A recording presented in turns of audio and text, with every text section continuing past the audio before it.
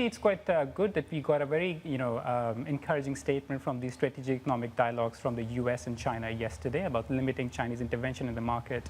I think all of that feeds into the decision to include the RMB in the SDR basket. Because our sense is if you follow the IMF's traditional methodology, the RMB should be in the basket. But the real issue is about technical issues with regards to market accessibility.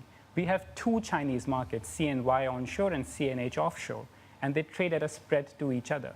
So if RMB was to be included, which RMB market would it be? Would it be the onshore? Would it be the offshore? Or are we on the path for future convergence between these two markets?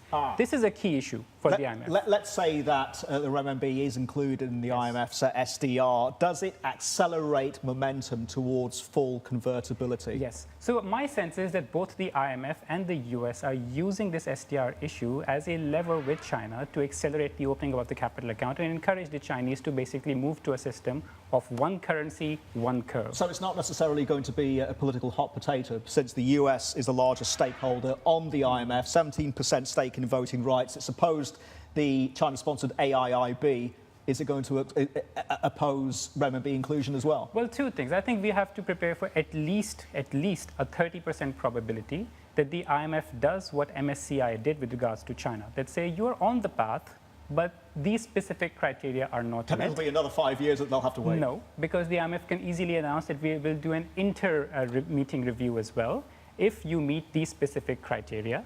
And that would not necessarily be too bad politically as well, because it will be very clear and transparent that if you move to these particular criteria, then next year we can do another review. Just very quickly, Mirza, what is the significance of the SDR, and why should we care when it accounts for less than 4% of official global non-gold FX reserves? There's no liquid private market, sure, but there's the aspiration, is there, for it to become some sort of super sovereign reserve currency? Well, being included in the SDR does not mean, for example, if you're 5% in the SDR basket, does not mean that you will get 5% of global reserve portfolios. The reserve portfolios is a completely different decision from the SDR issue. But the reality is that the bulk of global reserves are invested in currencies that are in the SDR basket. So it does matter, but not in a percentage sort of sense. So if the RMB was in the SDR basket, it would be impossible for any foreign central bank reserve manager to ignore it.